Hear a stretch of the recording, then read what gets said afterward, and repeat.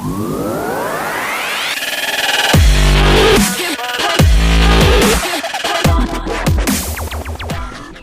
check this out. Got a call today from one of my good friends in the cigar industry, Ken Mansfield, Gurkha Cigars. And Ken told me that somebody I did not expect to be in Atlanta is actually here, and that is Juan Lopez. So I'm gonna go meet up with him. He's actually just outside of Atlanta in Sandy Springs, and I'm on my way there now. As you see, I'm in the neighborhood driving through, and man, there's a lot of money in this neighborhood. Sandy Springs, if you don't know it, is just outside of Buckhead, Atlanta.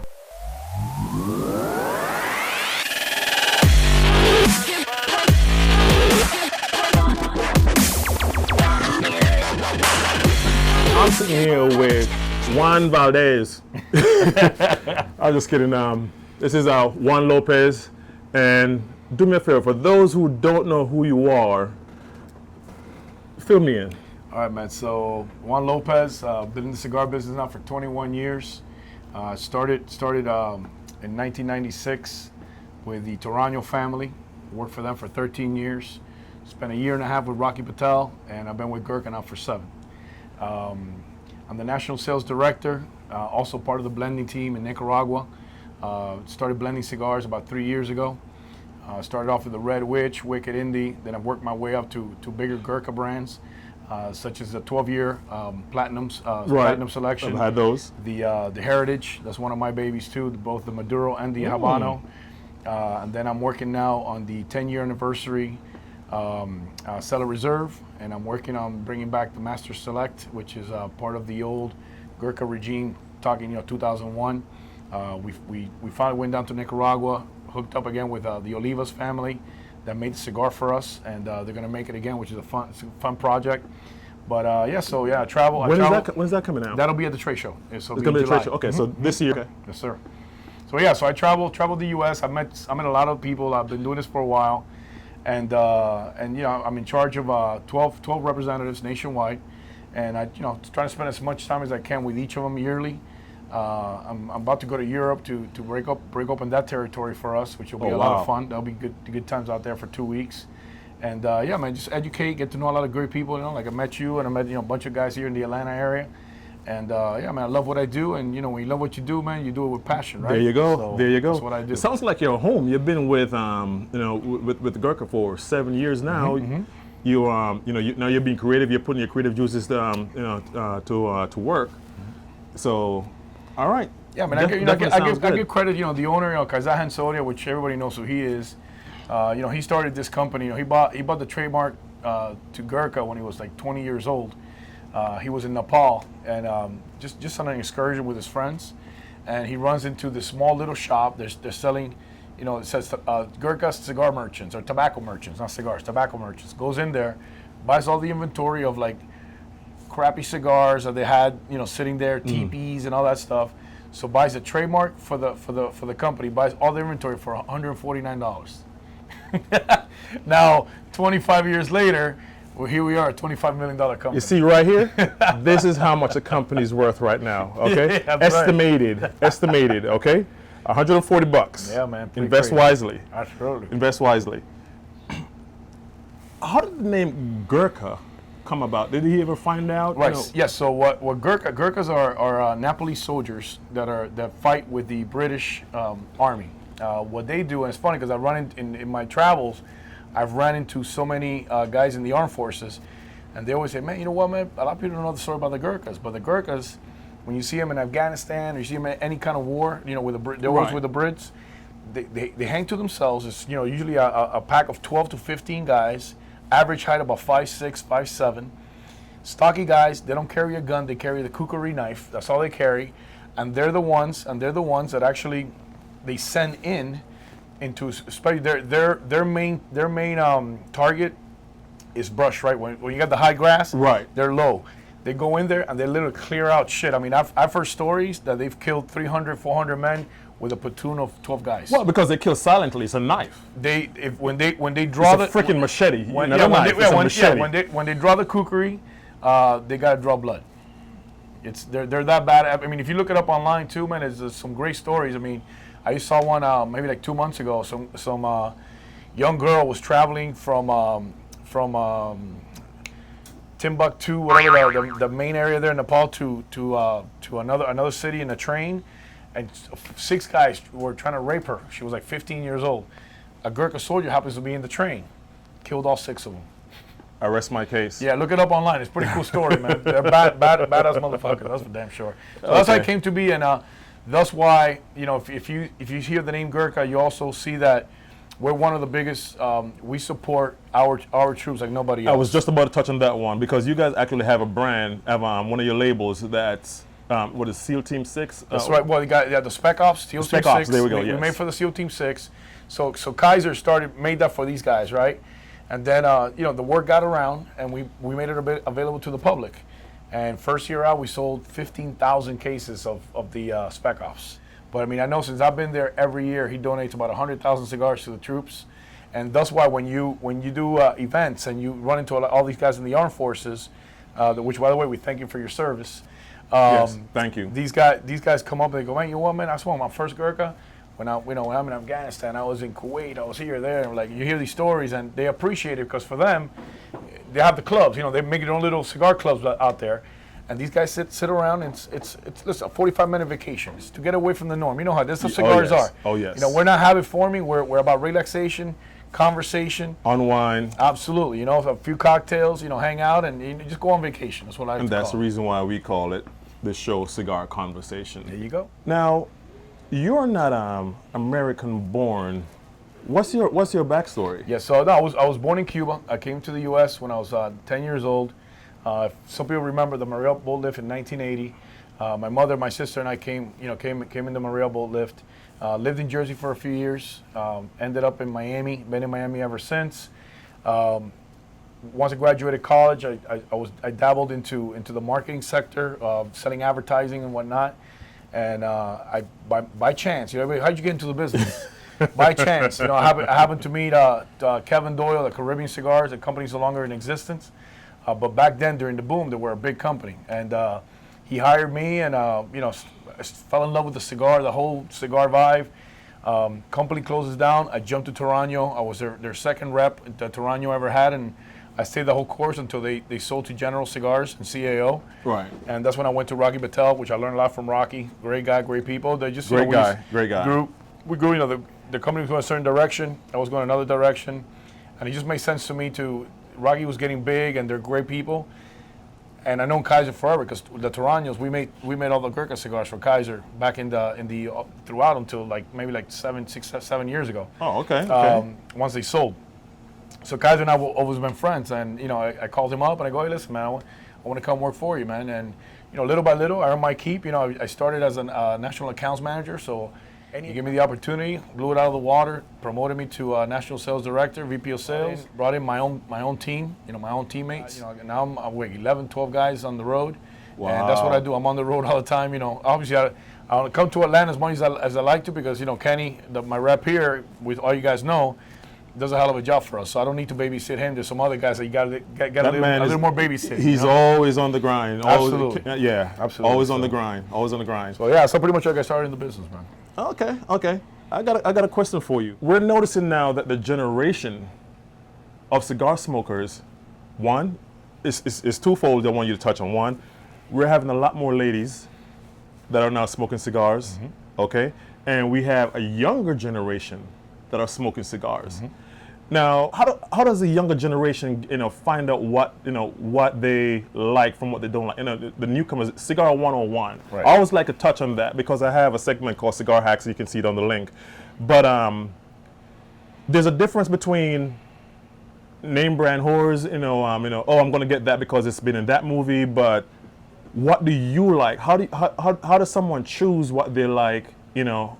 Touch on those two. Well, I would say, as far as the new generation, I'll go back to what you said. It's maybe not. I wouldn't call them cigar whores, but I would definitely call them brand whores. You know, so you got these young kids. Brand whores. There you go. These young kids, you know, graduating, you know, law school. Mm-hmm. You know, so what do they look for? They look for the high end stuff. Our high end stuff is $1,000, $2,000. The other high end stuff a Davidoff at $30, a Padron at 15, 20, $30.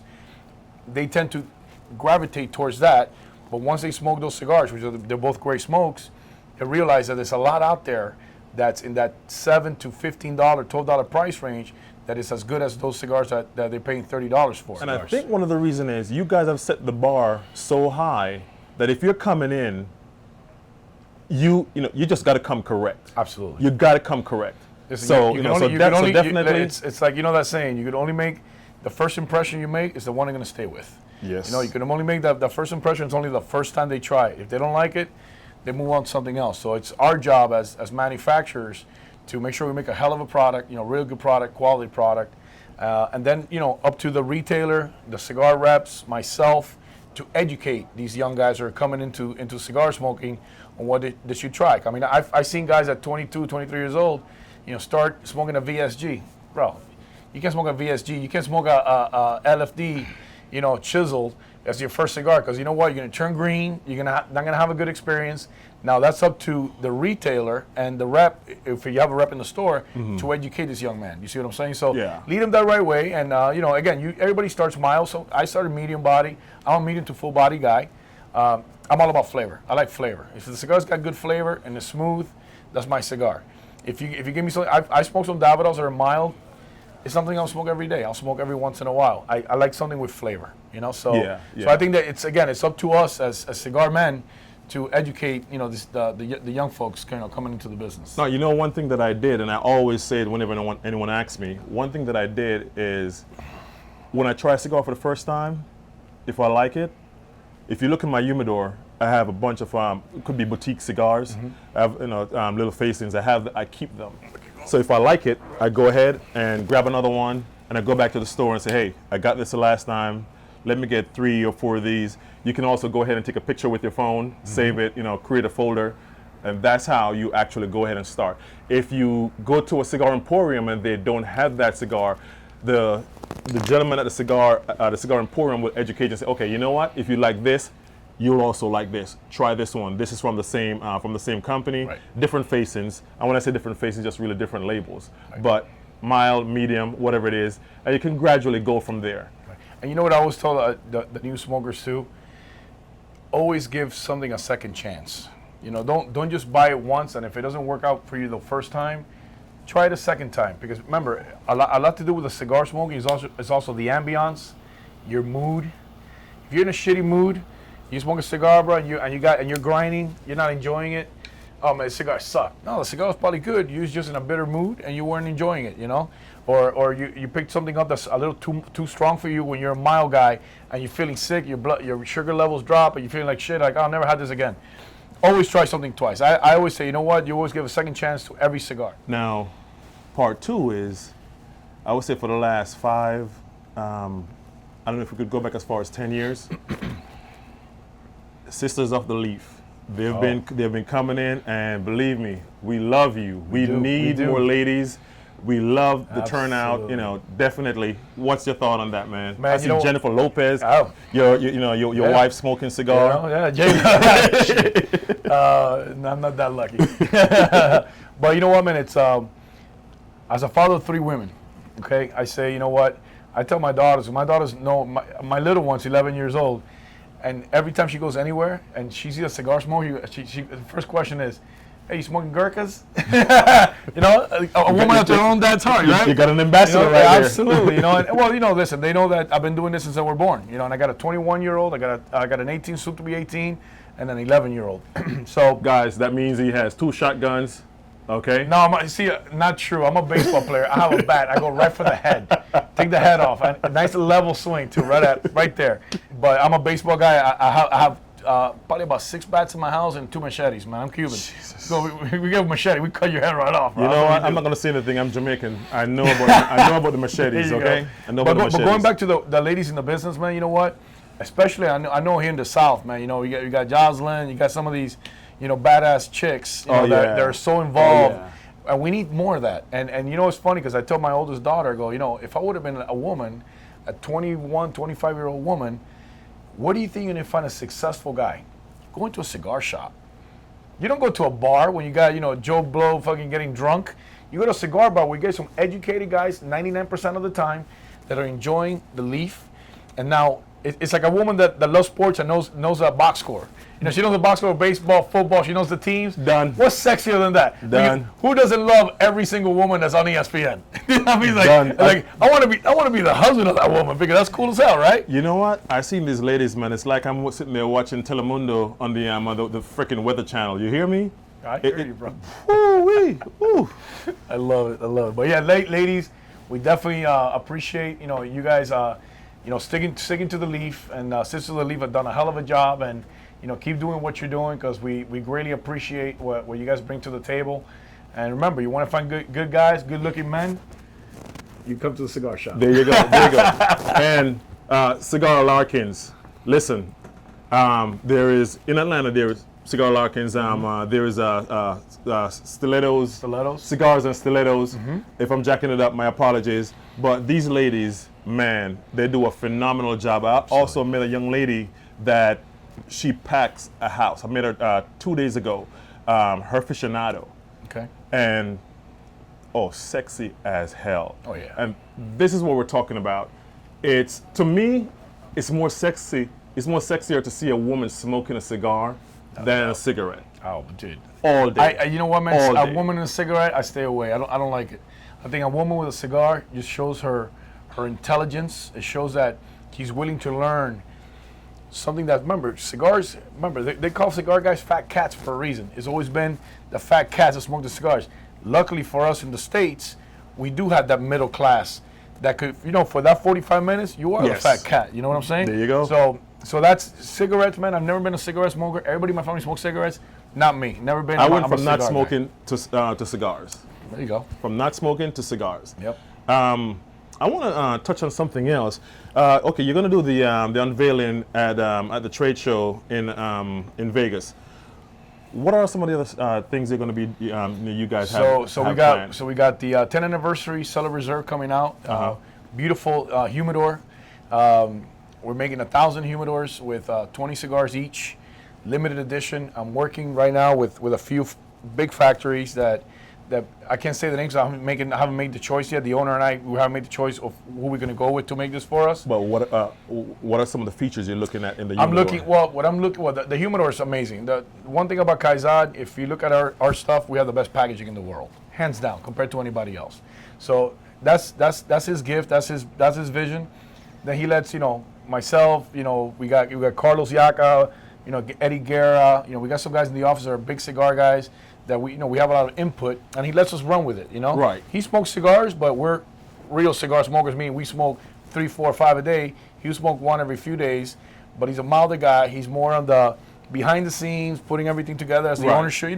When you're a good owner, you surround yourself with people as good as you are, better than you are. That's just the way. That makes a successful business. True. So, going back to the 10-year, I'm looking for something that we don't have right now. So the biggest thing that we were looking for is we wanted to find this beautiful, and I seen it in a few cigars, and I love it. The binder filler, I could get that down in a minute. That's not a problem. I know what I want. I know what I like, and I like Nicaraguan tobacco. We're looking at this beautiful rosado wrapper that very few people are using, but it's got to be A+ wrapper, meaning that I'm gonna pay. The owner's gonna pay. I'm gonna pay. Kaiser pays. He's gonna pay high premium for this wrapper because we are only making 20,000 cigars. So it needs to be. That's it. It's a limited edition. It's got to be on point. And it's a collector's item thing that we're doing. So that's one of the releases. We're also bringing back, just because the whole thing with the FDA, the pre-2007 cigar, we're bringing some of the old classics back. Bringing the Master Select, we're bringing that back. That was a big seller for us, and I think it'll be a big seller for us again. So we're coming out with that. We're working on doing some tubos. We know that people love tubos, tubes. So we're gonna bring a tube collection, and little by little. We're not gonna listen. This show it's a little weird because you got 2018 coming around the corner, and that's when 2018 is when you have that threshold with the FDA that by May 2018 you got to have all the warnings. You got to make sure you're paying your dues and whatever it is that they finally decide to do. We're hoping it goes away, but you prepare for the worst and hope for the best, right? True. So in our case, we're bringing out 3 different brands. 2 that are coming back, and one that's, like I said, the limited edition Cellar Reserve 10-year. Okay. I will definitely be there for the unveiling. So, you know, we'll meet up and we'll definitely chat. I'll be able to show you guys, you know, once it's unveiled, what this beautiful masterpiece looks like. And I'll definitely be trying the Anniversario. Okay, so I just can't wait. Listen, thanks. Brother, thanks a lot. I'm Thank glad you, I was man. able to grab you before Absolutely. you go ahead and do my thing. do your thing. All right? Appreciate you, man. Gentlemen and ladies, brothers of the leaf, sisters of the leaf, keep on doing what you do. And thank you again. Thank you, bro. Appreciate you. Keep smoking. Always. And have great cigar conversations.